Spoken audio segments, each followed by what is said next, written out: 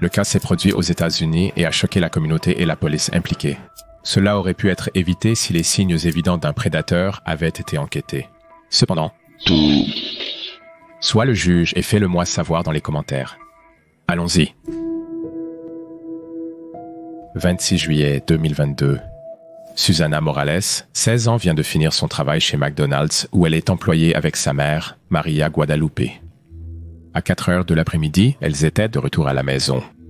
L'odeur du poisson fraîchement cuisiné emplissait l'air pendant que Maria préparait le repas. Mais Susana avait d'autres projets. En dépit des efforts de sa mère en cuisine, elle voulait goûter autre chose. Des ailes chez sa meilleure amie Rosa semblaient bien plus attrayantes. Sa mère ne s'en souciait pas. La maison de Rosa était à seulement 6 minutes de marche de leur domicile sur Santa Ana Drive à Norcross. À 18 heures, Susana est partie, portant un débardeur jaune vif, un jean bleu et des crocs. Parfait pour la soirée d'été. 10 minutes plus tard, Maria, une mère vigilante, est allée voir sa fille comme d'habitude. Mais Susana a répondu par texto au lieu d'appeler. Elle était arrivée en toute sécurité. Maria était satisfaite et n'a pas insisté plus. Alors que la soirée avançait, l'inquiétude de Maria grandissait. À 21h40, le soleil avait depuis longtemps disparu sous l'horizon et l'obscurité s'installait. Maria a appelé Susana pour lui proposer de passer la prendre. Encore une fois, pas de réponse, juste un message disant qu'elle rentrait chez elle. À 22h, Susana était encore absente. La frustration a remplacé l'inquiétude de Maria.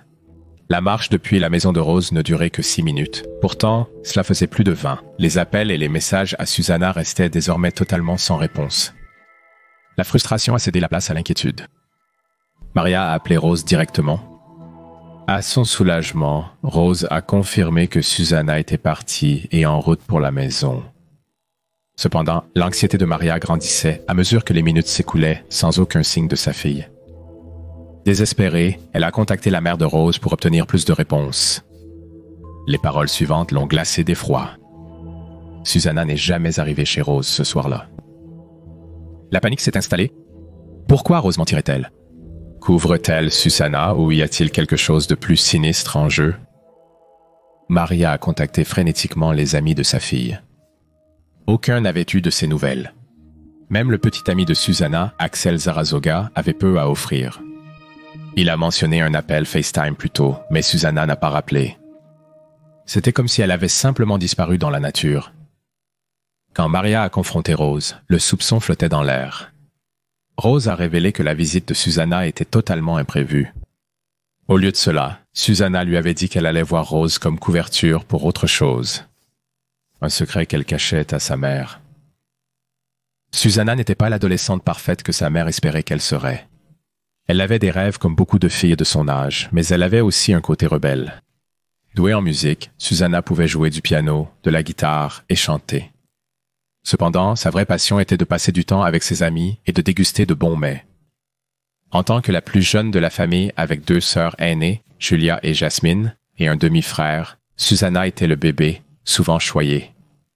Mais des événements récents avaient tendu sa relation maternelle. Maria était furieuse quand elle avait appelé l'école un jour. Susana avait été surprise en train de fumer de la marijuana à plusieurs reprises. Maria avait trouvé des photos et des vidéos sur le téléphone de Susana, la montrant avec 2 nouvelles amies, Kelly et Alyssa, que Maria pensait être une mauvaise influence. À l'insu de sa mère, Susana n'est pas allée chez Rose ce soir-là. Au lieu de cela, elle est allée à la résidence Sterling Glen, sur la route Indian Trail Leyburn, pour rencontrer Kelly et Alyssa, les mêmes amis que sa mère désapprouvaient. Ils avaient prévu de fumer de la marijuana ensemble. Quand Maria a appelé Rose, Rose a couvert Susana, mentant pour donner à son amie un peu de temps. Et quand Rose a finalement contacté Alyssa et Kelly, elles ont confirmé que Susana avait été avec elles ce soir-là.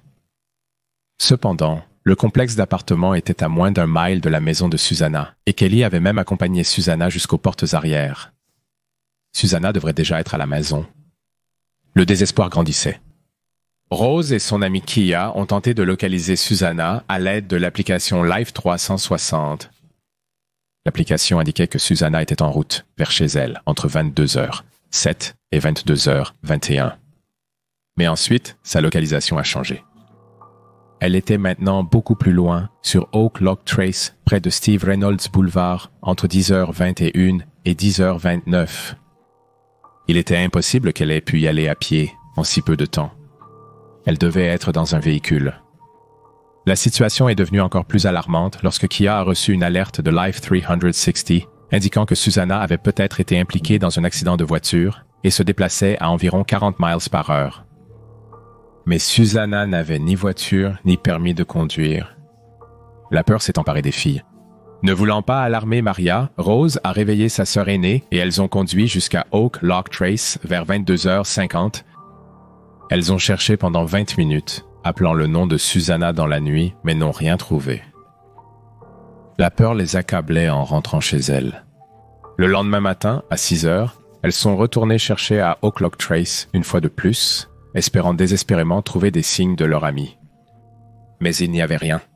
Un silence inquiétant provient de l'emplacement signalé de Susanna, sans indice ni réponse. Finalement, vers 9h du matin, Jasmine, la sœur aînée de Susanna, et leur mère Maria se sont rendues au commissariat de police du comté de Gwinnett pour signaler une personne disparue. La peur qui s'était lentement insinuée dans leur cœur la nuit précédente les avait maintenant totalement envahis. Susanna n'était pas simplement en retard, elle avait disparu et elle n'avait aucune idée d'où elle pouvait être. Mais malheureusement pour la famille de Susanna, la police a décidé qu'elle ne pouvait pas encore ouvrir une enquête. Moins de 2 jours s'étaient écoulés depuis sa disparition. Ils ont estimé qu'elle aurait pu être une fugueuse qui reviendrait ou prendrait contact dans ce laps de temps. Le département de police du comté de Gwinnett, gérant environ 60 cas de personnes disparues par mois, a fait face à une tâche ardue avec des ressources restreintes. Bien que la plupart des cas se résolvent dans les 48 heures, cette fenêtre est également statistiquement la plus cruciale dans les cas de jeu déloyal. Pendant les 36 heures suivantes, angoissantes, la famille de Susanna a été laissée à elle-même, cherchant frénétiquement des réponses au fur et à mesure que les minutes passaient. Le téléphone portable de Susanna, habituellement une source constante d'activité, était devenu silencieux et son bref mouvement à grande vitesse dans la direction opposée aurait dû immédiatement susciter des alertes. Pourquoi aurait-elle fui alors qu'elle était si proche de chez elle, surtout quand tout le monde s'attendait à ce qu'elle revienne? Jasmine, la sœur de Susanna, a trouvé des images de vidéosurveillance. Les images de surveillance d'une caméra de voisin ont capturé Susanna marchant vers leur maison à 21h40. Cette preuve cruciale a apparemment été ignorée par la police lorsqu'ils ont pris leur décision de ne pas enquêter. Il reste flou si cela était dû à une obéissance malveillante, aux ordres d'un supérieur ou à une imprudence pure et simple.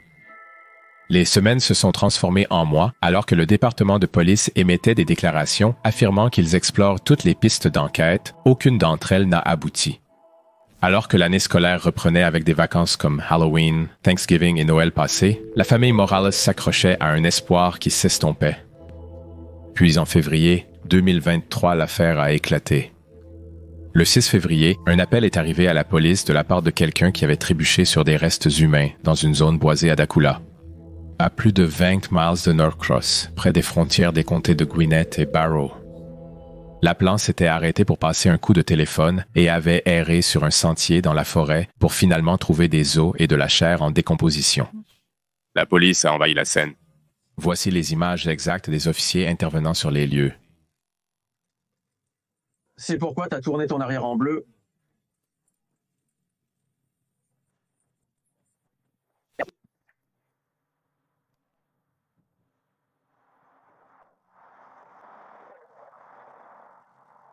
Est-ce hors de cette route ou est-ce un peu éloigné du tout?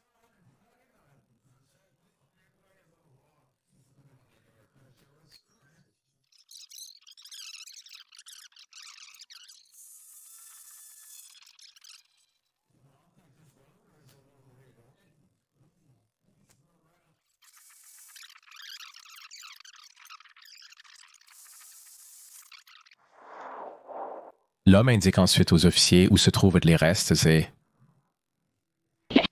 Médecin légiste. A rapidement pris les restes pour une autopsie.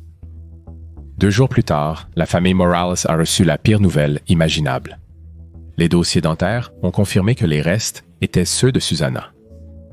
Le médecin légiste, Dr. Carol Terry, a déclaré qu'étant donné l'état du corps, elle ne pouvait pas déterminer de manière définitive la cause du décès. Cependant, vu les circonstances, elle pensait que Suzanne avait été assassinée. Elle a offert quelques éléments circonstanciels, tout ce que j'avais. Je ne pouvais pas arriver à une cause spécifique de la mort. Je suis encore une fois limité dans mes possessions. Je n'ai que des os. Ici. Néanmoins, elle a avancé un raisonnement circonstanciel à l'appui de ses découvertes. Nous ne menons pas d'examen dans le vide et vous devez prendre en compte les circonstances. Jeune femme, sans antécédents médicaux significatifs connus, dernière connue pour être en vie, à une certaine distance de l'endroit où ses restes ont été trouvés. Au cours de l'examen sur les lieux, je n'ai trouvé aucun effet personnel. Je n'ai trouvé aucun reste de vêtements. Il semble donc qu'elle soit probablement nue sur les lieux. Si je n'ai pas de traumatisme physique démontrable sur les restes, j'aurais tendance à utiliser le terme indéterminé. J'ai qualifié la cause du décès d'indéterminé en raison de la décomposition avec squelettisation. Si j'avais eu le corps intact, j'aurais pu déterminer une cause spécifique de décès, mais je suis limité en fonction de ce que j'ai. Le corps est trop décomposé, il ne reste qu'un squelette. Donc, bien qu'elle ne puisse pas déterminer une cause exacte de décès, elle fournit une cause probable de ce qui est arrivé à Susanna. En tant que médecin légiste avec 30 ans d'expérience, si je devais voir un homicide intact de violence, spécifiquement un type d'asphyxie, de strangulation, de suffocation, de compression thoracique, des choses de cette nature. Pour un médecin légiste, la nudité totale ou partielle d'un individu devrait être l'une des premières hypothèses envisagées. Je suspecte fortement une strangulation, une compression thoracique, une suffocation ou quelque chose de similaire. Et je n'ai tout simplement pas le corps dans un état où je peux prouver ou réfuter cela. Cela nous indique que quoi qu'il lui soit arrivé, c'est arrivé loin, probablement à cause d'une asphyxie. Il n'y avait aucun traumatisme sur ses restes squelettiques et son corps nu a été transporté et laissé dans les bois. Il n'y a rien. Je ne peux plus faire de tests parce que ce que je dois voir n'est pas là. Il semble que le coupable soit la seule personne qui sait ce qui est arrivé à Susana Morales. La police soupçonnait qu'elle avait été tuée entre 10 heures du soir le 26 et 2 heures du matin le 27, ce qui signifie que lorsque la famille de Susana s'est rendue à la police, elle avait déjà été assassinée. Lors d'une recherche en grille de la zone, la police a trouvé un pistolet Glock 19 près de l'endroit où le corps de Susana a été découvert. Bien qu'il n'y ait pas de blessure par balle sur les restes, cette découverte étrange ne pouvait pas être ignorée. En passant le numéro de série de l'arme dans leur système, la police l'a retracé jusqu'à Miles Bryant, âgé de 22 ans, ancien membre de l'armée et officier de police pour la ville de Doraville, juste une ville voisine de Norcross. La découverte de l'arme d'un collègue sur les lieux du crime était assez choquante, mais le timing était encore plus suspect. Miles avait signalé le vol de l'arme à 11 heures du matin. Le 27e, juste quelques heures après que la disparition de Susana a été signalée, il a également prétendu que son portefeuille et son identifiant militaire avaient été volés, expliquant qu'il avait accidentellement laissé son coffre ouvert. Voici un officier arrivant pour rencontrer Miles lorsqu'il a signalé la disparition de son arme. Miles, amical et accessible, tente d'avoir une conversation informelle avec l'officier en signalant la disparition de son arme. Alors? Je ne sais pas à quelle heure je suis allé courir ici. J'ai fait un tas de choses hier. Je suis revenu et suis allé au magasin et tout. J'avais ça au magasin et je suis revenu. Je suis allé courir et tout et ma fille allait partir. Je ne sais pas où est mon portefeuille. Je suis allé au magasin et j'ai réalisé qu'il manquait.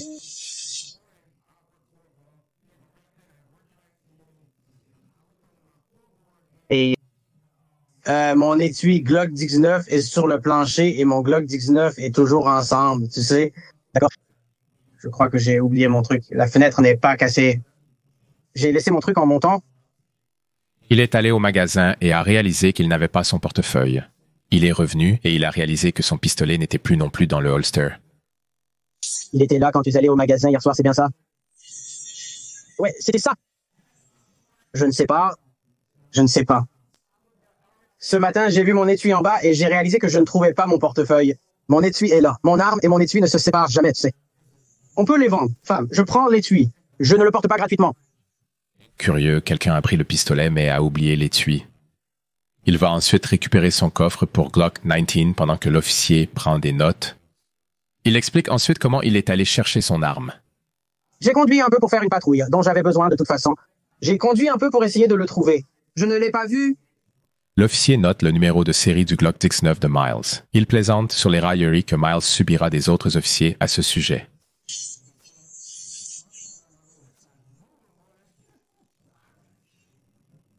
Miles a déclaré que son portefeuille contenait sa carte d'identité militaire, sa carte de débit et quelques cartes de crédit, mais il peut se débrouiller grâce à Apple Pay pour le moment.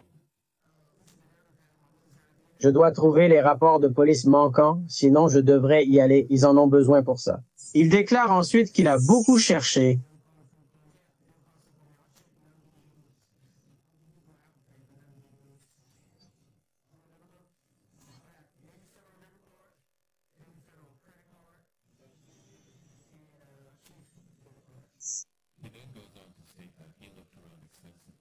Même en visitant des prêteurs sur gage pour retrouver ses biens volés, mais en vain.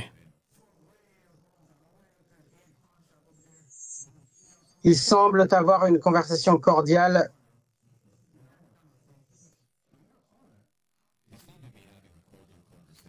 Et suggérant qu'il aurait pu dérober son arme et son portefeuille.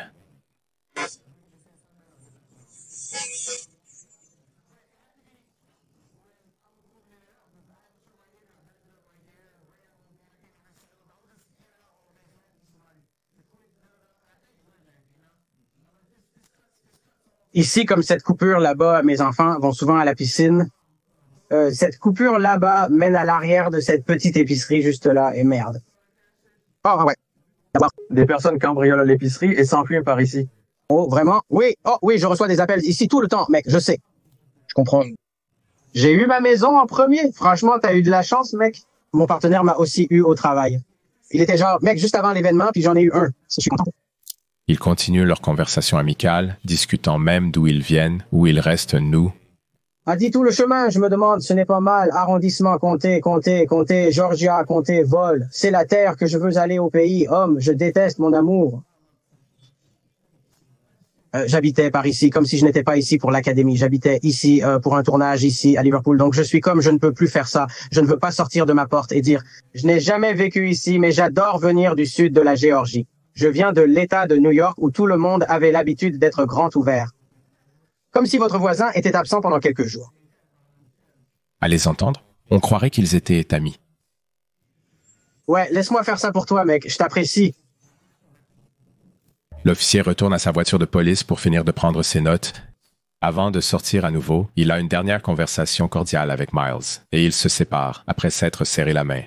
Ouais, voici la chose à propos de venir ici. Si vous passez du bon temps, ils vous mettront sur la route. Le contrat étant terminé, ils vous envoient un nouveau mandat. Alors que la police rassemblait les preuves, il est devenu évident que ce n'était pas juste une coïncidence.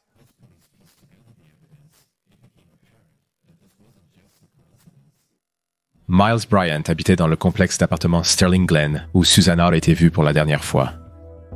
Non seulement il y vivait, mais il travaillait également comme officier de courtoisie pour le complexe, un détail troublant compte tenu de son sombre passé. Miles Bryant avait des antécédents de comportement troublants. Elsha Bates, une amie d'école primaire, a témoigné que Bryant avait renoué avec elle en septembre 2022, essayant de se remettre avec l'une de ses amies. Cependant, ce comportement effrayant et ses visites non sollicitées lui ont valu le surnom de Miles le harceleur dans ses contacts téléphoniques. Je l'ai vu près de votre zone de poubelle dans votre complexe? Oui, madame, je l'ai vu en allant à ma voiture. Tard le soir, j'avais l'impression d'être observée, ce qui m'a mis en alerte. Il faisait sombre. J'ai vu un F-150 garé près des poubelles avec un homme à la peau foncée portant des lunettes, debout à côté. Et qu'avez-vous fait quand vous avez vu ce F-150 dans le courrier?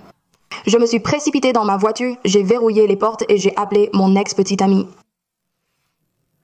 Miles la traque dans son Ford F-150 à l'extérieur de sa maison. Avez-vous contacté M. Bryant d'une autre manière en décembre 2022? Non, madame, malgré ces textos, je n'ai pas répondu. Donc, Miles ne comprend clairement pas les allusions. Elle n'est pas intéressée. Depuis la 5e année jusqu'à aujourd'hui, êtes-vous déjà sortis ensemble? Jamais. Avez-vous déjà dormi ensemble? Jamais. Lui avez-vous déjà témoigné de l'intérêt? Jamais. Ces trois jamais de suite, et il la poursuit depuis la 5e année. Affrontez la personne qui tentait de pénétrer dans votre maison. Le voyez-vous ici dans la salle d'audience? Oui, madame. Pouvez-vous le montrer au jury? C'est assez audacieux quand la personne qui vous accuse au tribunal vous regarde droit dans les yeux et vous désigne devant tout le monde. Et dites-nous ce qu'il porte. Une chemise boutonnée orange avec une cravate grise. Il a ôté ses lunettes et porte des chaussures noires. Et vous avez dit qu'il continuait à vous envoyer des textos, donc évidemment vous ne l'avez jamais bloqué? Non, madame, je voulais une preuve. L'avocat de la défense a essayé de la piéger avec une question piège, mais elle est trop intelligente pour ça. Il était toujours sur vos comptes de médias sociaux et vous ne l'avez jamais bloqué. Je ne l'ai pas fait parce qu'il me harcelait. Donc la seule façon de prouver qu'il allait venir chez moi ou de le laisser savoir que j'étais à la maison pour qu'il puisse venir serait de le laisser sur les réseaux sociaux. Et j'ai aussi sauvegardé des messages. D'accord. Mademoiselle Fitch, vous avez précisé avoir posté ces messages disant que vous partiez en voyage pour tenter de le piéger. Essayez-vous de faire attraper par les forces de l'ordre? Oui. Le plan entier était de publier, je savais qu'il me traquait, alors j'ai publié des choses comme si j'allais quitter la ville, sachant qu'il réapparaîtrait le lendemain ou quoi que ce soit. Donc, pour clarifier, ce qui s'est passé ici, c'est qu'elle a envoyé des messages sur les réseaux sociaux pour le pousser à se présenter à son appartement. Ce qui s'est passé ensuite est terrifiant, surtout pour une femme vivant seule. J'ai attendu et je ne lui ai pas tiré dessus. Comme je l'avais dit, j'aurais pu lui tirer dessus à travers la porte alors qu'il y donnait de violents coups de pied, mais je ne l'ai pas fait et j'ai plutôt appelé la police. Elle a pris un pistolet pour se protéger et a dû le faire pour apporter la preuve. Oui, c'est lui qui frappe à sa porte. C'est lui qui essaie d'entrer. Extrêmement effrayant. Et c'est la porte qu'il a cassée. Dans un autre incident, une femme qui connaissait Miles du lycée l'a surpris sur la caméra de sécurité intérieure en train de s'introduire chez elle, errant dans les pièces comme s'il cherchait quelque chose. Après s'être introduit chez elle, Miles semble se promener, vérifiant chaque pièce. Il semble chercher elle ou quelque chose. Miles abusait de son autorité policière pour perpétrer ses délits. Tant pis pour protéger et servir. Plus alarmant encore, le témoignage d'une directrice de Quick Trip qui avait prêté son téléphone à Miles pendant quelques minutes. Sans qu'elle le sache, il a accédé à son album caché et a envoyé une photo d'elle nue à lui-même. Elle n'a appris cette violation que lorsque la police l'a informé qu'ils avaient confisqué son téléphone. Les relevés de téléphone portable ont placé Bryant dans la zone boisée où le corps de Susanna a été trouvé.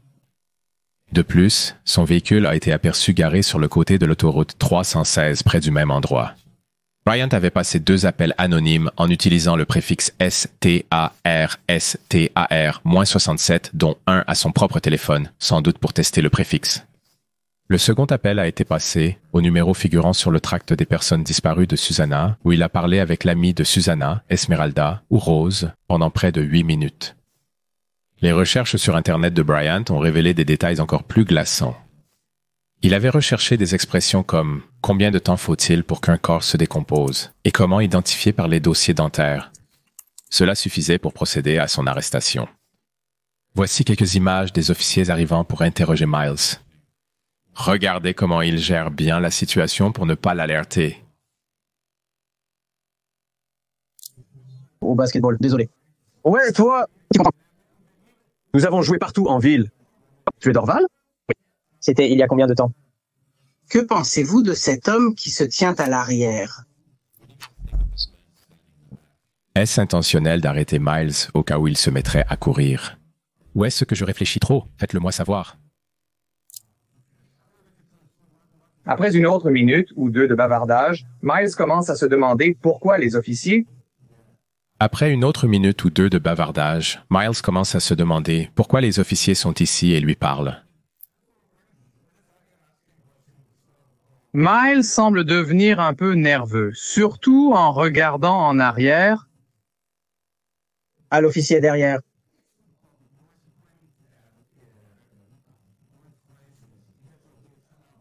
Miles semble devenir un peu nerveux, surtout en regardant l'officier derrière lui.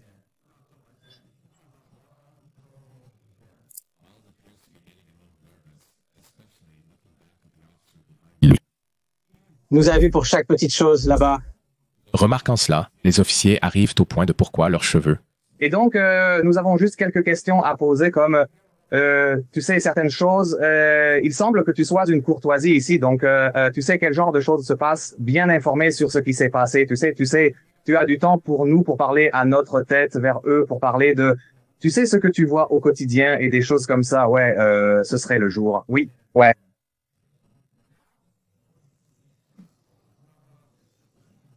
Non, je vais vraiment sortir. Où vas-tu? Je dois partir. On ne fait pas ça. Je serai à l'heure. On va s'arrêter. Oui, ça devrait l'être. Comme je l'ai dit, nous avons juste quelques questions que l'officier de courtoisie entre vous et le bureau de location. Vous devez probablement être appelé toute la journée. Nous parlons clairement à tout le monde ici, mais nous essayons simplement de tout documenter. Tu n'as aucun lien. On veut juste tout documenter. C'est tout, pas de souci, tu travailles. On te donnera un boulot, mec, on te fera travailler. Tu n'as pas à attendre pour l'essence ou quoi que ce soit et tout ça. Je n'en ai pas. D'essence, mec. Malgré les efforts de Miles pour gagner du temps, la police sait qu'il est primordial de le faire monter dans la voiture de patrouille sans encombre. Tu as des armes ou quelque chose sur toi? Non, je n'ai rien. Tu n'en as pas? Je peux te fouiller alors? Je vais vérifier. Qu'est-ce qui se passe? C'est notre politique. Fais avec. Je sais comment le lancer. Tu as raison. Miles est visiblement mal à l'aise d'être fouillé, mais lorsque les officiers lui disent que c'est une procédure standard, il acquiesce en disant qu'il le sait bien. Ouais, tu sais. On se fait tous casser les pieds, avec le GDM et tout, d'accord? J'ai été impressionné par les officiers qui ont offert au suspect une place à l'avant pour ne pas éveiller ses soupçons. Prends une place à l'avant, d'accord, mec?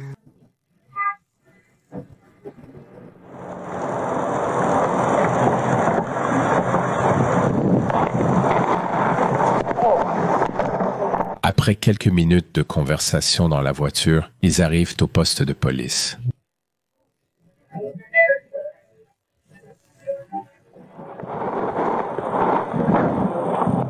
À leur arrivée, l'ambiance est détendue et Miles suit l'un des officiers qui le mène dans une pièce où, à son insu, son interrogatoire officiel allait commencer.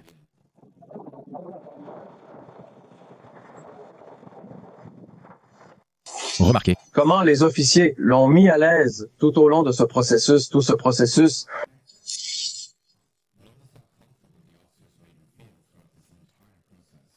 Maintenant que les détectives peuvent prendre le relais, le détective commence par des plaisanteries amicales pour le mettre à l'aise, observer leur langage corporel.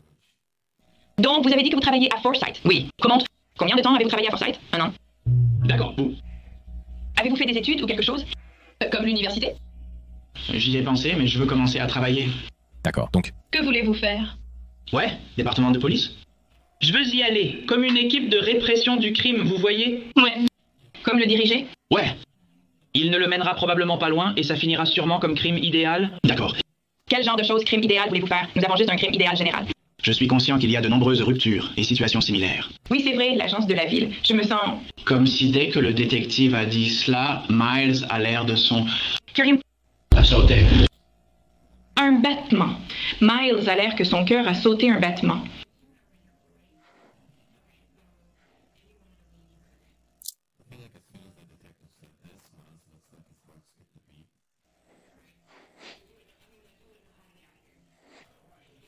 Incroyable de voir son soulagement.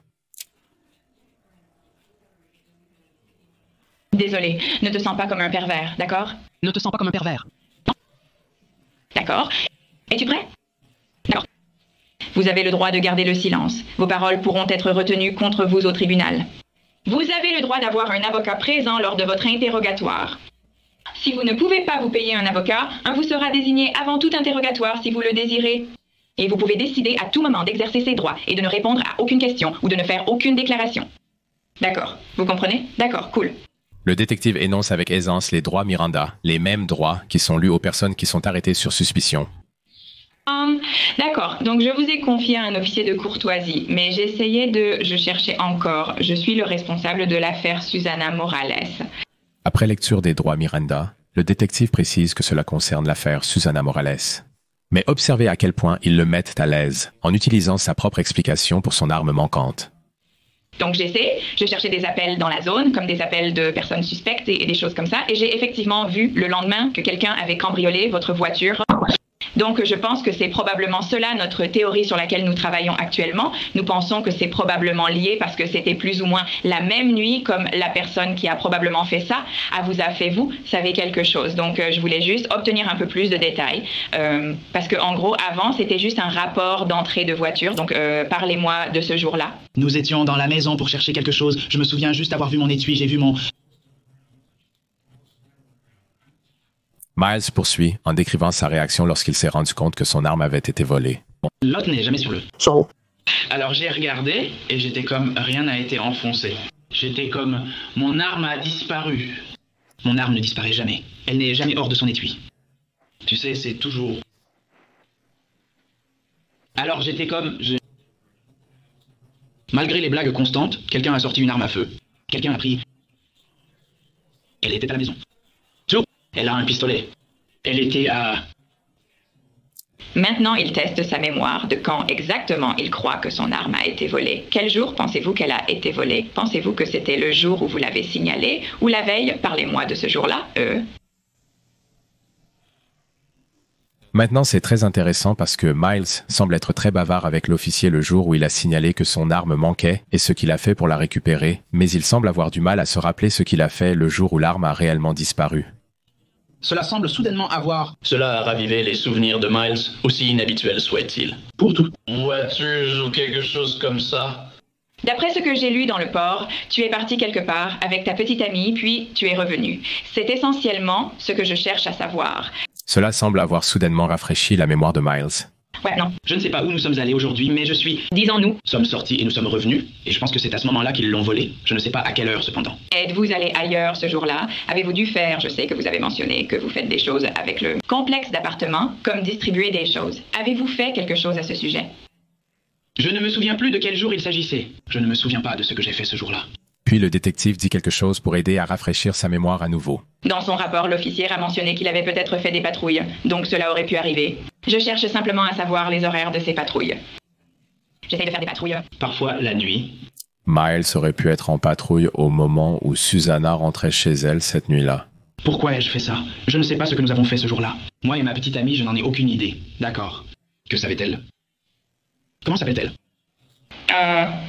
Les blagues et les plaisanteries se poursuivent pendant que le détective continue de l'interroger sur ses souvenirs de la soirée passée avec sa petite amie. J'étais sur le point de dire...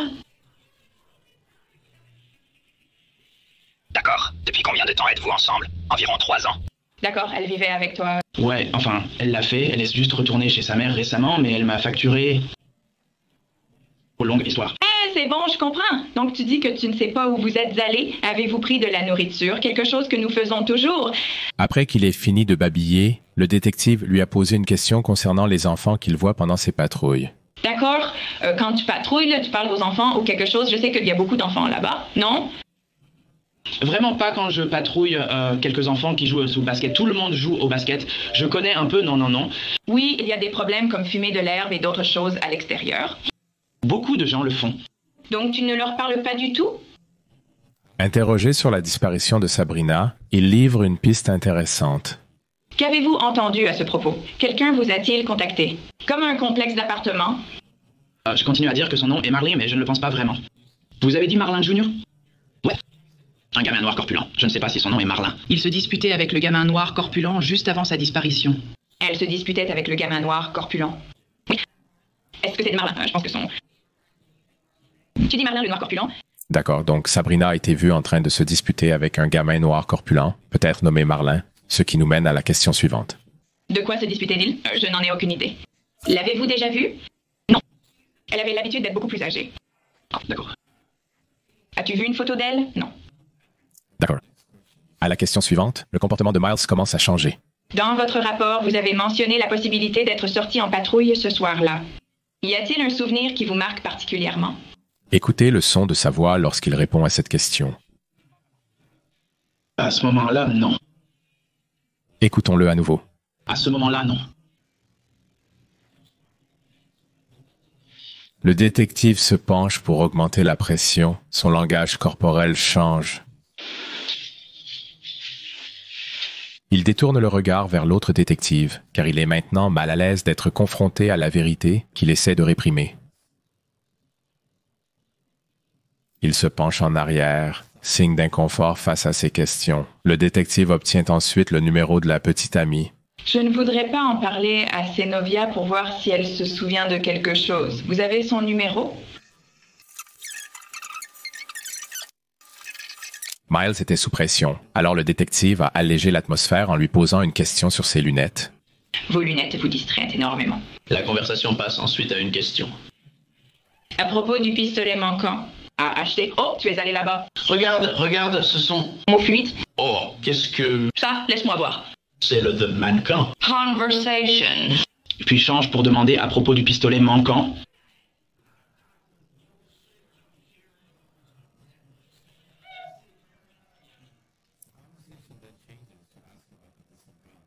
Le même pistolet, inconnu de Miles, trouvé sur la scène de crime. Ton pistolet, je veux vérifier. De plus, je peux te le récupérer? Et quel genre de pistolet était-ce? C'est un Glock? Glock, oui. Comme un nouveau où ils viennent de sortir le Glock 47. Ah ouais, c'était comme si c'était un Glock 19. J'adore ce pistolet, mec, il me manque. Je comprends, j'étais là avec toi et ta copine. Tu n'as jamais quitté l'endroit. Elle ne savait pas où tu étais. Non, elle n'avait pas ma localisation, mais je conduisais juste beaucoup autour. Oui, non, et il y avait comme un film ou pas un film, il y avait des images de sécurité que la famille est allée chercher, et on dirait que je me demandais si c'était peut-être toi assis sur le parking parce que c'est vraiment proche de la sortie, et ça aurait du sens si tu étais là juste à regarder, mais... tu fais ta ronde, je comprends, mais aussi en écoutant ta petite amie parce que c'est ce que je ferais. Confronté à cette bombe qu'il aurait pu être pris en flagrant délit sur la vidéosurveillance en attente dans sa voiture de patrouille, au lieu d'être de retour au complexe comme il l'a dit, Miles commence à prêter attention. Ou Atlanta, laisse-moi voir, c'est... Comme Plaza, c'est juste là dehors. Laisse-moi. Où est-ce la vidéo? Je vais la chercher pour toi. Et je sais que tu patrouilles dans ton camion. Mais c'est juste là, près de la sortie. Alors je me suis dit, oh, peut-être que c'est lui là-bas. Ce n'est-ce pas moi? D'accord, ouais. Je ne suis jamais allé chez lui. Je ne sais même pas si c'est la station-service. C'est ce que c'est, la famille l'a eu. Oh, ouais. Nous faisons de notre mieux pour comprendre cette fille. Avez-vous regardé les nouvelles? Puis on dit à Miles que son arme a finalement été trouvée. En gros, mon sergent vient de confirmer, donc nous avons effectivement trouvé votre arme. Oui, donc cela ne fait qu'augmenter encore plus les soupçons. Je pense que c'est probablement la même personne qui l'a trouvée, car elle n'était pas répertoriée comme volée avant, mais je n'ai pas pu découvrir qui. Mais... Vous regardez les nouvelles. Vous savez que nous avons trouvé Susanna. Mais en réalité, on a aussi trouvé un pistolet là-bas. Vraiment? Oui. Le pistolet trouvé près du corps, en décomposition de Susanna, et l'expression sur le visage de Miles en disent long. Le numéro de série correspond, il vient de le confirmer. C'est fou. Je sais. Alors, aidez-moi à le comprendre un peu. Comme aidez-moi d'une manière ou d'une autre. Êtes-vous déjà allé là où elle? Savez-vous où elle a été trouvée? Allez-vous parfois dans les bois et tout ça là-bas, ça? Non, pas dans les bois. Y a-t-il une raison pour laquelle vous l'auriez laissé tomber là-bas? Faites-vous de l'entraînement là-bas ou quelque chose de similaire? Non, pas là-bas du moins. D'accord, c'est tellement fou. Donc tu ne vas là-bas que lorsque tu dois aller à la perceuse et tout. Donc son arme a été trouvée dans les bois, mais Miles se fait dessus parce qu'il connaît la vérité. Et maintenant? Je veux dire, c'est une coïncidence folle. Ouais. Je pense qu'il a été volé chez vous le même jour, donc c'était probablement un passant. Là-bas! Ouais. Notez qu'ils ne le confrontent jamais directement. Ils demeurent polis et poursuivent leurs interrogations. C'était probablement quelqu'un qui se promenait là-bas. Ouais, pense à... C'est vraiment bizarre. Essaye de réfléchir attentivement avec moi. Même si c'est un schéma habituel pour toi. J'ai vraiment besoin de toi en ce moment. La connaissais-tu du tout? Rien? Vous ne l'avez jamais vu jouer au basket ou autre avec d'autres enfants? Jamais. Cela ne ressemble pas à un visage de... Si vous me demandez, les armes étant trouvées, ne devrait-il pas être... Vraiment?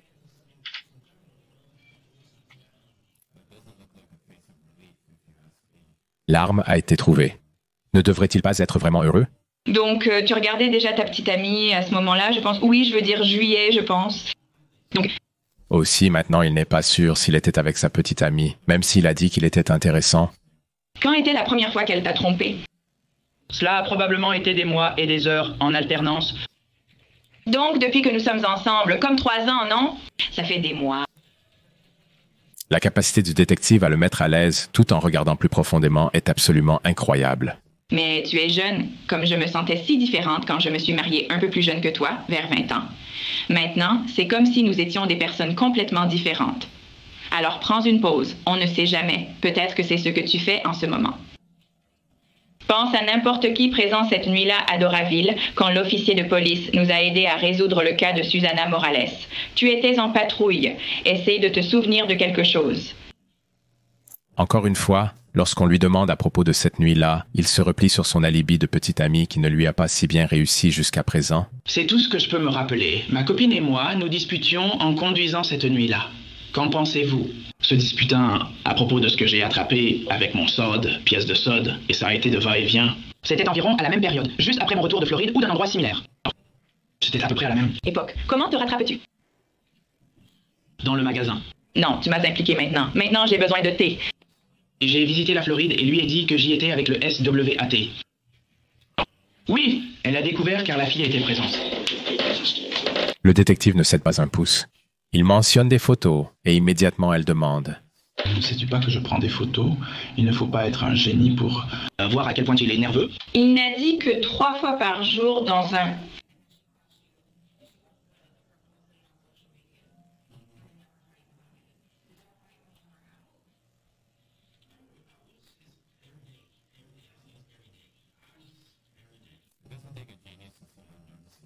Il n'a dit que 3 fois de suite tous les jours.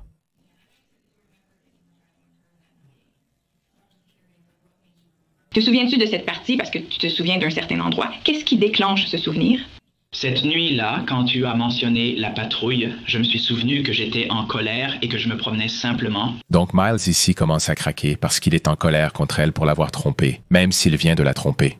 Nous étions au Chili et j'ai fini par faire un rapport, tout comme toi, n'est-ce pas? Là-bas de... Quoi? Il semble avoir admis avoir fait un rapport, bien qu'il ait prétendu quelques minutes plus tôt ne pas se souvenir de ce qu'il avait fait cette nuit-là. Vous souvenez-vous de ce camion dans lequel il a dit qu'il n'était pas? Il est maintenant occupé à remplir des rapports. Vous rappelez-vous de ce camion où il a nié se trouver? Désormais, il est occupé à rédiger des rapports. Donc vous travaillez à ce moment-là sans avoir d'arrêt de travail? Oui, j'y étais. C'était régulier. Ouais, d'accord. Savez-vous si avez-vous travaillé cette nuit-là? Cette nuit-là? Étiez-vous en congé cette nuit-là? Cette interrogation vise à ce qu'il admette qu'il était là-bas cette nuit-là à travailler quand Sabrina a disparu. La nuit où il travaillait dehors, pendant des nuits. Je ne sais pas. Nous venons de passer au travail de nuit. Je ne sais pas. Ce sont les dates exactes. Quand avons-nous basculé au travail de nuit? Je ne sais pas, toute cette zone, tout ce temps est juste parce que nous venons de passer en juillet. Donc je sais que je viens d'être remis sur les nuits. Je ne sais pas quel jour je travaillais ou quel jour j'étais. Il l'avait, quel que soit le jour. Ne travaillez pas. Voilà la nuit où il travaillait. Il était dehors, en train de se disputer avec sa petite amie et de remplir des rapports. Et c'est arrivé à être la nuit où Susana a disparu. Un peu à propos de votre arme aussi, donc J'ai beaucoup travaillé en entrée et sortie, lu des rapports entrants et sortants. Expliquez-moi le holster. Je parie que quelqu'un le laissera derrière. Y a-t-il une raison pour laquelle il pourrait avoir 6 holsters du côté passager à l'intérieur du siège? Dans ce petit... Ouais, d'accord. Oh, d'accord. Donc ils ont peut-être juste tiré. C'est où je sais que c'est... Comment je l'ai vu? J'ai regardé en bas. Le holster était posé sur le sol pour questionner comment son pistolet a pu glisser hors du holster. Le détective passe à autre chose. Lors de votre promenade, êtes-vous passé voir votre famille à Advance ou quelque chose comme ça? Ou avez-vous simplement fait le tour de North Cross? Je ne sais pas. Encore une fois, il ne sait pas ce qu'il fait. Alors, le détective l'aide avec une explication possible, et il l'accepte. Est-il courant pour vous de quitter North Cross lors de vos promenades? Je penserais que vous conduiriez simplement. Ouais, c'est vrai, je partirai au nord, j'irai à... Atlanta partout. Je ne suis pas sûr. Je veux dire, tu te souviens d'avoir eu une dispute avec ta petite amie cette nuit-là, au QT et tout? Tu te souviens de ça? Passer par là? À quel QT es-tu finalement arrivé? Celui où j'ai rencontré ma petite amie? Oui. C'était... Celui juste là, près de Neatro. Oh, d'accord, juste là, Neatro et Beaverwood? Oui, c'est un beau. Vous n'êtes pas allé à l'endroit où son corps a été découvert cette nuit-là, comme dans les bois par exemple? Non, j'ai juste conduit autour, je ne sais pas où je suis allé, J'ai conduit partout. Il se rappelle avoir conduit un peu partout cette nuit-là, mais pas près du corps, sans savoir exactement où. Intéressant. J'ai conduit absolument partout. Et vous avez dit que vous ne gardez jamais votre téléphone professionnel sur vous? Non, pas vraiment. Vous le prêtez parfois? Non. Et votre téléphone habituel? Et vous avez dit que vous ne l'avez jamais vu? La connaissez-vous du tout? Chaque fois que quelque chose en rapport avec Susanna est mentionné, il devient vraiment silencieux et se contente de marmonner et de secouer la tête. Vous n'êtes pas allé dans les bois pour méditer sur la vie, non? Je ne contemple pas la vie, je ne contemple pas la vie. Je plaisante, je fais des blagues. C'est vraiment effrayant de se promener ici. Je me base de tous les côtés et ignore où je suis allé. Un thème récurrent, il ne sait pas où il a conduit, juste pas près des bois où le corps de Susanna a été trouvé. D'accord, donc. Tu viens juste... Allez sur un parking, conduisez un peu partout, puis faites des rapports. Ouais. Conduisant autour. Je ne sais pas où je... Je ne sais pas où et... J'étais toujours dans notre quartier, je sais où je conduisais. Elle a essayé de me poursuivre. Ouais, elle a essayé de me poursuivre, elle a essayé de me poursuivre avec sa voiture. Sa copine a tenté de le poursuivre, mais il est resté dans le coin, ce que le détective a pu lui reprocher. Donc vous êtes tous restés dans le quartier? Oui. Et elle? Sont restés dans la région. Je veux dire, elle a poursuivi? Ouais, comme dans l'émission de Jerry Springer. Elle m'a poursuivi dans un complexe d'appartements. Je ne sais pas si ça aidera. L'entrée principale est sur Singleton, avec une autre entrée sur Indian Trail. La sortie est aussi sur Singleton. Je ne suis pas certain, mais je crois que c'est l'entrée principale. Mais elle m'a poursuivi là-bas. Je me souviens que sa voiture était derrière moi. J'avais fait mes bagages. Elle pense que je dors avec une fille là-bas. Tout le temps que je l'ai vue, j'essayais de lui échapper. J'ai tout emballé. Elle a bloqué ma voiture, allumé les phares, regardé à travers mon camion, est sortie et a dit « Oh bonne fille » en voyant ce qu'il y avait dans le camion. Malgré les explications très colorées de Miles, les détectives ne se soucient pas vraiment de sa vie personnelle. Ils essaient de déterminer exactement ce qu'il faisait cette nuit-là. S'éloigner d'elle pour que vous n'ayez pas... Une fille qui est finie. Là où nulle part où est la fille de Conflora vit. Oh, elle était sur pas à la valeur... Maintenant, il semble avoir un souvenir très net de sa petite amie le poursuivant avec des détails saisissants. Je sais, malgré...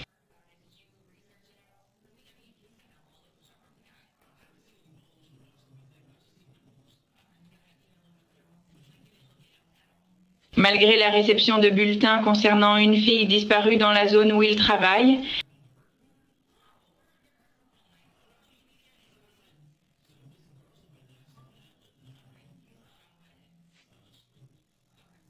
recevant des bulletins sur une fille disparue dans la zone où il travaille, il n'a pas montré beaucoup d'intérêt autre que de la rechercher sur Google. Miles commence à réaliser qu'il ne peut pas.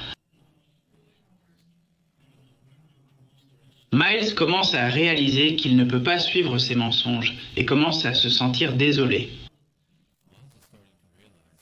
Il suit ses mensonges et commence à s'apitoyer sur son sort.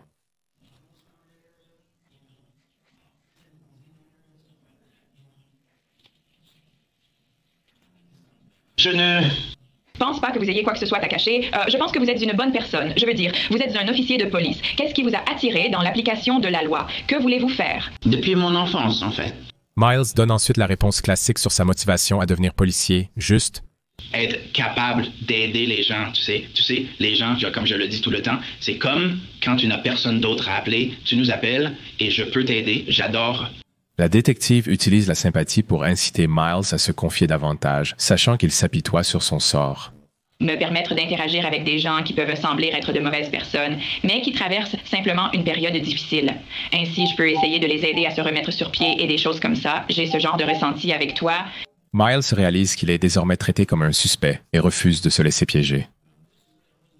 Tu sais, je dis des vibrations de coupable. Il a été comme des vibrations de suspect. Pourquoi Nous parlons simplement, donc, les photos qui ont été diffusées à propos de Susanna. C'est comme cette photo. Elle ne ressemblait pas à ce genre de ce à quoi elle ressemblait cette nuit-là.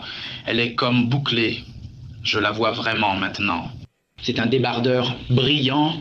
Tu ne la vois pas se promener. Peut-être que je ne vais pas le remarquer, d'accord? Jolie. Fila. Réalisant qu'elle ne va pas amener Miles à admettre quoi que ce soit, le détective adopte une approche plus directe. Wow, oui, ça? Voilà où nous en sommes. Je serai totalement honnête avec vous, vos relevés téléphoniques sont là. Vous passez 2 appels 3 heures après son dernier passage sur la caméra. Votre arme et votre téléphone sont retrouvés sur les lieux, d'où les 2 appels ont été émis. C'est à ce moment-là qu'il a su qu'il avait fini. Aidez-moi. Je comprends d'où cela vient. Je sais que vous l'avez fait. Aidez-moi un peu, s'il vous plaît.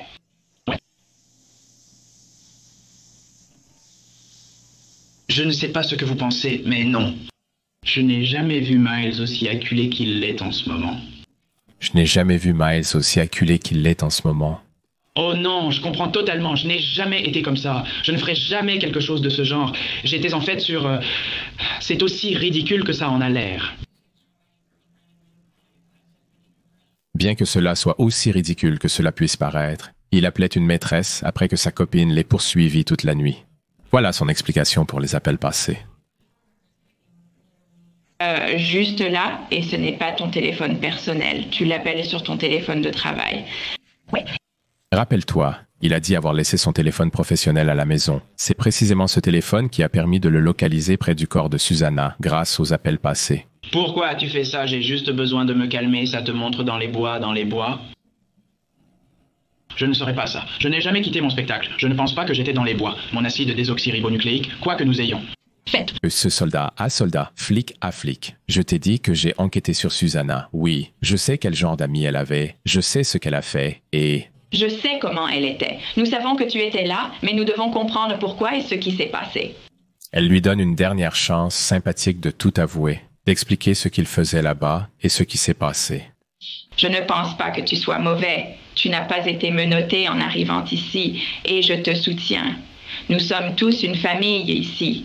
Je dois comprendre ce qui s'est passé, car il n'y a pas de débat sur ta présence. Je sais que tu n'étais pas seul, tu parlais à ta petite amie, et il y avait du mouvement. Dis-moi ce qui s'est passé, s'il te plaît. Je ne sais pas, j'étais au téléphone avec ma petite amie, et c'est tout. L'autre détective lui fait remarquer poliment ses absurdités. Tu dis que c'est juste une simple coïncidence que... Tu obtiens. Dans les bois, le même endroit que Suzanne. Le ton change et les questions deviennent beaucoup plus agressives. Son corps a été trouvé là-bas, mec. Ton arme a été trouvée à distance de marche. C'est le moment d'être honnête à 100%. A-t-elle essayé de te voler? Tu as dit, écoute, laisse-moi parler. Quand je dis que je te couvre, fais-moi confiance. Les détectives ont le droit de mentir lors d'un interrogatoire afin d'obtenir des aveux, au cas où tu l'ignorerais. C'est une partie de leur tactique et de leur formation. Tu as dit que ton étui est sur le siège passager, comme d'habitude. Nous avons eu cette info la semaine dernière, mais nous ne t'avons pas surpris. L'étui est sur le plancher du siège passager. Susanna a-t-elle essayé de le prendre? Non, je ne l'ai jamais vue. Susanna est-elle déjà montée dans ton camion?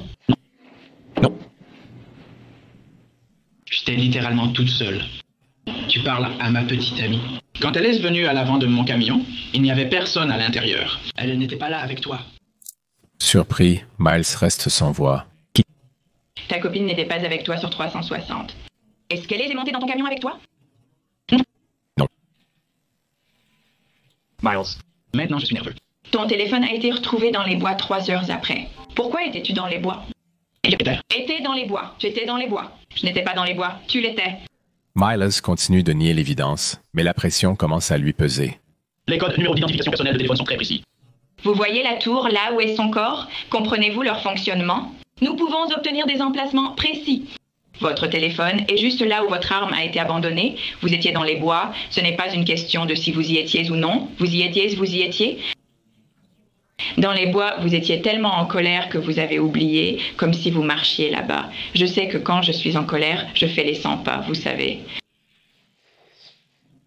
La détective autrefois agréable semble frustrée et furieuse. Et pour une fois, je ne pense pas qu'elle joue la comédie. Vous avez été nerveux tout le temps. Ah ouais, bien depuis que je t'ai parlé à l'extérieur de ton appartement, tu as été Miles. Mince à contre-cœur. Sur les deux. Ah, ces téléphones. Et pourquoi ne vouliez-vous pas que des détectives soient impliqués dans votre affaire? Vous avez dit à l'officier que vous ne vouliez pas que des détectives cherchent votre arme perdue. Ils ont de meilleures choses à faire. Je sais, je suis désolé. Eh bien... Ce n'est pas une déclaration que les gens font. Laissez-moi voir. Nous devons récupérer vos téléphones, d'accord? Miles donne à contre-cœur ses 2 téléphones. Ouais, d'accord. Alors lequel est pour le travail? Lequel est... Ah, d'accord. C'est quoi le Paso?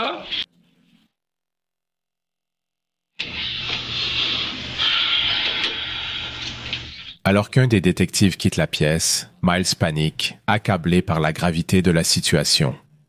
Mon Dieu, mec. Quoi?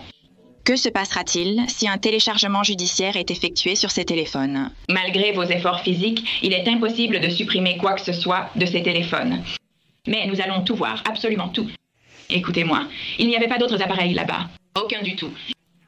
Votre appareil était le seul là-bas. Elle a disparu. Elle est morte là-bas. Votre arme est là-bas. Votre téléphone est là-bas. Elle regarde Miles droit dans les yeux et lui dit « C'est ton moment. Écoute attentivement. Tu ne m'écoutes pas. C'est le moment de reconnaître que tu as fait une erreur. Ce n'est pas ce que je suis censé faire, ni ce qui était prévu. Nous étions ensemble, elle et moi. Je sais ce que tu es stressé. » D'accord, donc c'est... Miles. Je commence à être frustrée. Le détective tente une approche différente en lui rappelant ce qu'ils savent déjà. J'ai l'impression que tu crois que je te mens. Non, je crois. Parce que peut-être que je me trompe sur toi. Peut-être que je me trompe. Maintenant, des astuces psychologiques pour percer sa conscience. Tu as aussi essayé de rentrer dans l'appartement d'une fille à Anniestown. Tu ne l'as pas fait. Oh, ton téléphone était juste là par hasard aussi. Elle a mentionné un autre incident où il a tenté de s'introduire chez une fille. C'est inquiétant. Cela me surprend, comment il est même devenu officier en premier lieu. Comment a-t-il réussi ses vérifications de antécédents? Était-elle menti? Qu'as-tu tenté? Je lui parlais. Tu n'as pas essayé d'ouvrir sa porte? Tu n'as pas répondu à ma question, tu n'as pas essayé d'ouvrir sa porte. Oui, je réfléchis. Non. Mais tu te présentes simplement à l'appartement de cette fille et tu essayes de forcer l'entrée. C'est comme ça que ça se présente, n'est-ce pas? Oui, tu es juste la victime dans tout ça. Tu peux être décontracté dans toutes ces situations où tu es simplement au mauvais endroit, au mauvais moment. C'est ce que tu racontes. Moi non, je vais prendre une minute, prendre une respiration. Tu l'as. C'est bon. Respire, prends une grande respiration. Nous voulons donner une conclusion à cette famille. Je comprends que tes armes sont là. Ton téléphone te place dans les bois. Mais tu n'es pas une mauvaise personne. Cela affecte tous les officiers, pas seulement toi. C'est que ce n'est pas moi. Si tu étais moi, que ferais-tu, Je ne comprends pas, je ne sais pas. Je n'ai rien à voir avec cette partie. Tu pourrais demander à ma petite amie quand elle n'est personne n'était avec moi. Puis ils ont partagé un autre fait qui l'a surpris. Il savait ce qu'il faisait 1 mois après sa disparition. Comment expliquez-vous que votre camion soit garé devant la maison de Susanna 1 mois après sa disparition? Que voulez-vous dire? Votre camion est stationné devant chez Susanna. Où habite-t-elle? Je suis assis devant sa maison. Où habite-t-elle? Il continue de faire l'imbécile, mais il a dit assez pour s'incriminer lui-même. Comme juste s'asseoir là, je ne sais même pas où elle habite.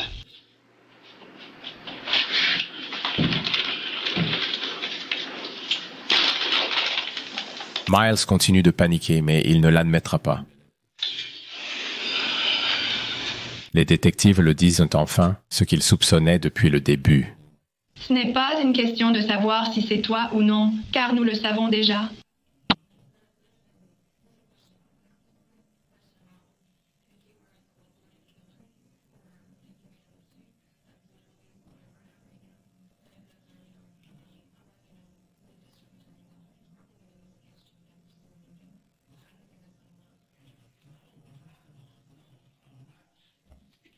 Ça et dire, peut-être que j'ai fait une erreur, non? Aucun de... Ça, je ne suis pas impliqué.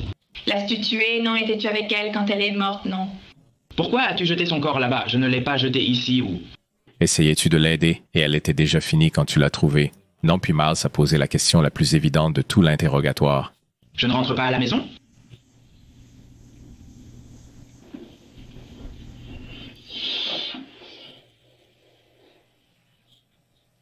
Puis, ils lui ont montré. Preuve de son véhicule garé dehors. Si nous trouvons ton arme là-bas, alors ton téléphone est là. Non, je veux dire... Ensuite, ils lui ont prouvé que sa voiture était stationnée dehors.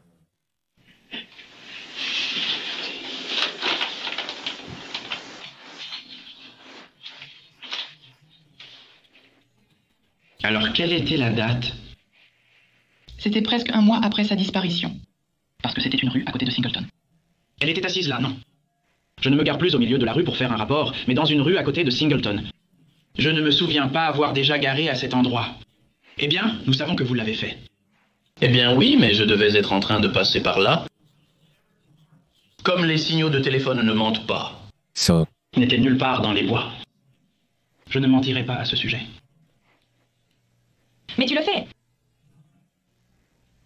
J'espérais donc que tu viendrais ici pour faire ce qui est juste. Tout a échoué. Ils ont essayé de faire appel à la conscience de Miles, lui rappelant que sa victime était un enfant. C'est un bébé, regarde. Son bébé, oui. Je suis sûr que c'est un gros poids. Regarde-la. Rien à voir avec ça, cependant. Je sais, mais elle est si petite. C'est un petit bébé. Comment as-tu mis le corps dans ton camion? Je ne l'ai pas fait. De quoi parles-tu? Veux-tu dire qu'elle s'entend avec Lizzie? Elle n'a jamais eu de problème avec nous. Lui as-tu offert de la raccompagner chez elle? Non, rien de tout ça. Donc tu n'avais aucune information sur elle, exact? Non. Pas du tout? Pas vraiment. Donc, quand je t'ai dit que nous avions obtenu tes relevés téléphoniques, mais ça va, ouais. Du 15 juin au 15 juillet, au 15 où vous avez fait, il y avait 67 appels entrants et sortants de votre téléphone, n'est-ce pas? Parmi ceux-ci, 3 étaient des appels étoile 67. Observez sa réaction pour la suite quand il entend des enregistrements téléphoniques suspects de cette nuit-là. 2 d'entre eux ont été faits le 30 juillet. Cette nuit-là, pas la nuit de l'incident, mais celle du 30 juillet, un appel a été passé au premier numéro que vous m'avez donné. Le suivant avec 67 était pour Esmeralda, le numéro affiché partout pour information. Miles risque d'être découvert sur son plus gros mensonge, prétendre ne rien savoir sur Susanna alors qu'il a appelé le numéro sur une affiche de disparition la concernant.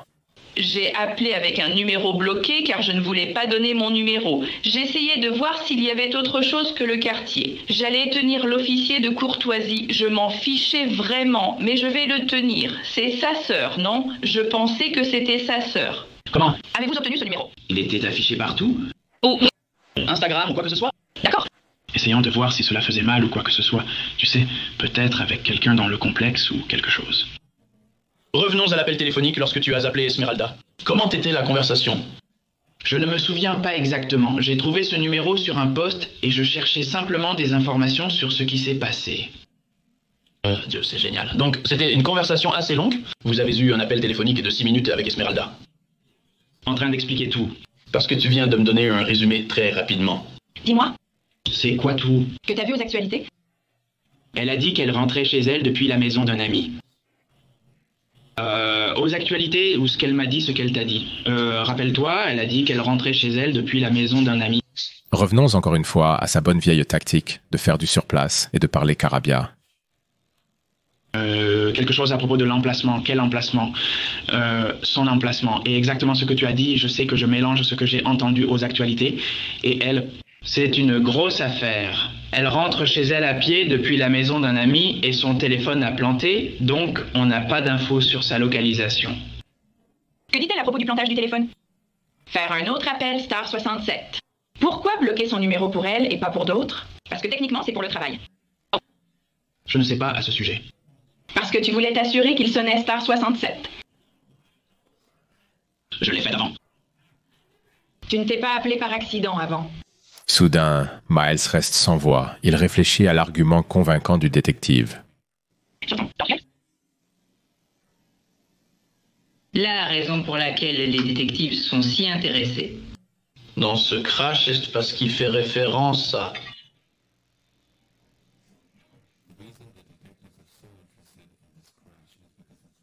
L'application Live 360 qui indique que Suzanne s'est arrêtée brusquement ou que son téléphone a été jeté d'un véhicule en mouvement. Mel se retrouve dans un échange de regards gênant avec l'un des détectives.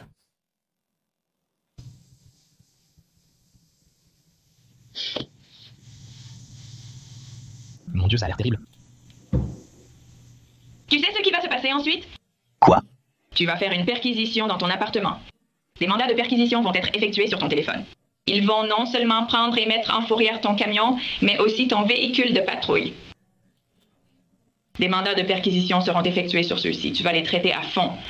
Pourquoi son acide désoxyribonucléique serait-il présent ici? Ils vont trouver de l'acide désoxyribonucléique car celui-ci dure éternellement. Il ne disparaît pas et sera toujours là dans 6 mois car il n'est pas périssable. Donnez-nous une raison de sa présence si vous l'avez déjà utilisé car nous allons probablement le trouver.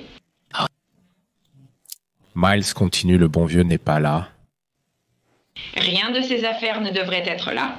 Je suis un peu curieux. Pourquoi appeler Esmeralda quand vous connaissez tous ces officiers de l'Ouest? Je comprends ce que vous dites. Oui, ce n'est pas un comportement normal. Si j'ai une question, je vais appeler, ouais, mon pote qui travaille, et pourquoi appelez-vous Soto?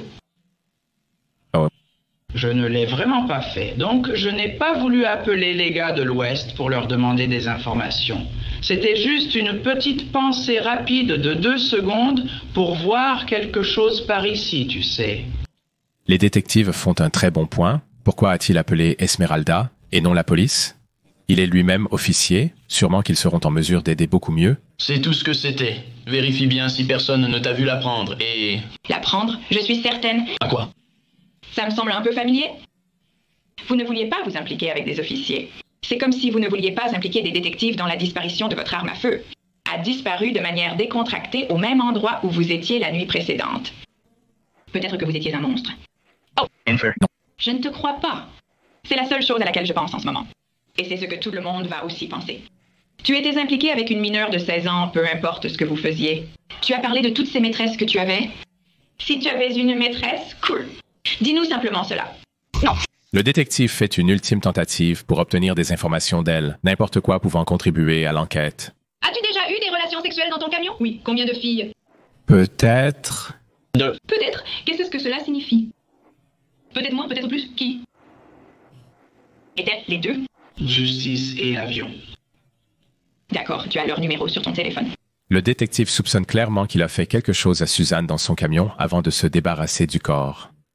En conclusion, il mentionne un incident où il s'est introduit illégalement chez une femme qu'il appelait sa sœur. Il est venu et a vérifié sa porte alors que tu portais, au lieu de porter ton équipement pour le froid ou ton bonnet, tu portais ou ton PC, t'as mis une veste pour dissimuler ton identité. Assure-toi de tourner le dos à la caméra et de porter des gants pendant que tu tires sur sa porte. Je parle juste, je le dis à voix haute pour m'assurer que j'ai bien compris tous les faits. Je portais une veste grise parce que c'est ce que je portais. Il a enlevé mon haut et je ne porte pas ce haut. Tu as remplacé ton permis et tes affaires, car tu as dit que ton portefeuille avait été volé. J'ai trouvé, j'ai rappelé, jusqu'à ce que je le trouve. Je me souviens avoir rappelé pour dire que j'avais retrouvé mon portefeuille. Je t'ai prévenu de ce qui allait arriver. Devons-nous nous inquiéter des téléchargements et d'autres choses? Pas seulement pour ce cas, mais en général?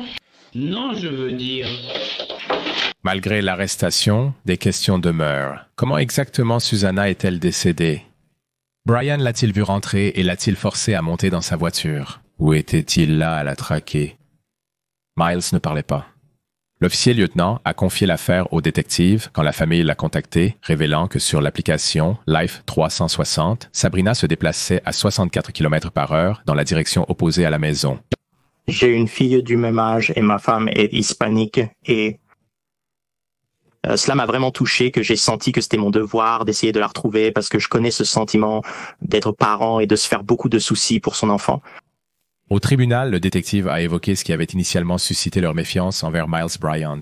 Il s'est avéré que j'ai identifié Monsieur Bryant comme quelqu'un à qui vous vouliez parler. Après avoir trouvé l'arme à feu, nous avons demandé à l'officier en uniforme de transmettre le numéro de série à notre centre de dispatching. Nous avons reçu une information indiquant que l'arme était volée. Après enquête sur le numéro de dossier, nous avons découvert que M. Bryant avait signalé le vol de cette arme à feu. Cela a éveillé nos soupçons sur la présence de son arme à feu, et nous savions alors que nous devions lui parler. Alors que nous traversions le complexe, nous avons vu M. Bryant sortir de son appartement, et nous sommes descendus et avons commencé à lui parler. Le détective a rapidement décelé la nervosité de Miles Bryant lorsqu'il l'a interpellé. Avez-vous remarqué des signes de nervosité? Oui, monsieur.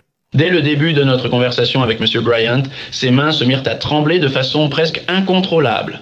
Sa respiration était élevée et vous pouvez voir sa poitrine monter et descendre. Et puis dans la voiture en chemin, alors que nous avions continuellement un dialogue, il a comme appuyé sa tête contre le côté de la voiture et a tenté ou essayé de faire une sieste. L'inspectrice Angela Carter a craqué au tribunal lors de l'interrogatoire qu'elle menait. Je ne voulais vraiment pas que ce soit ici. Et que c'était bouclé et je savais que cela correspondait aux cheveux de Susanna. Et ils avaient également trouvé des ongles avec du vernis à ongles noirs dessus. Et ils m'ont envoyé quelques photos et c'était du vernis à ongles noirs écaillés. Et je savais, en examinant les publications sur les réseaux sociaux qu'Alyssa et Kelly avaient faites le jour où elle a été tuée, qu'elle avait du vernis à ongles noirs écaillés. Rose Castillo, une amie de Susanna, se rappelle que Brian leur avait proposé de les emmener à la station-service, ce qu'elles ont refusé. Alyssa a dit qu'elle connaissait Miles et qu'il leur avait proposé de l'alcool et des produits comestibles à elle, Susanna et Kelly. Il est venu avec son sac à dos, une boisson et des petits gobelets pour shooter. Il m'a demandé mon âge et a réalisé qu'il ne devait pas boire avec moi, mais il voulait le faire avant de connaître mon âge. Il a quand même proposé les produits comestibles. C'était l'interaction que j'ai eue avec lui cette nuit-là. Nous voulions manger, nous allions commander une pizza. Il a proposé de nous chercher une pizza, mais on a refusé car nous sommes mineurs et lui adulte. Et Susanna était avec vous? Oui. Après des jours de témoignages éprouvants, un jury du comté de Gwinnett a reconnu Miles Bryant coupable de meurtre avec préméditation, la charge la plus grave en Géorgie, ainsi que d'enlèvement et de dépôt d'un faux rapport de crime. Il a été acquitté des accusations de SA, mais a été condamné à la réclusion à perpétuité le 12 juin 2024 pour avoir ôté la vie de Susana Morales.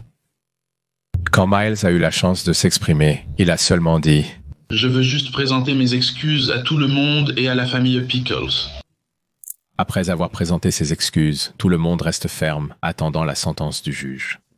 Monsieur Bryant, pour meurtre avec préméditation, vous êtes condamné à perpétuité sans libération conditionnelle. Je pense que le chef d'accusation 2 et 3 sont annulés en vertu de la loi. Pour le 5e chef d'accusation, je vous condamne à 12 mois, ce qui est le maximum que je peux, consécutif à votre réclusion à perpétuité sans possibilité de libération conditionnelle.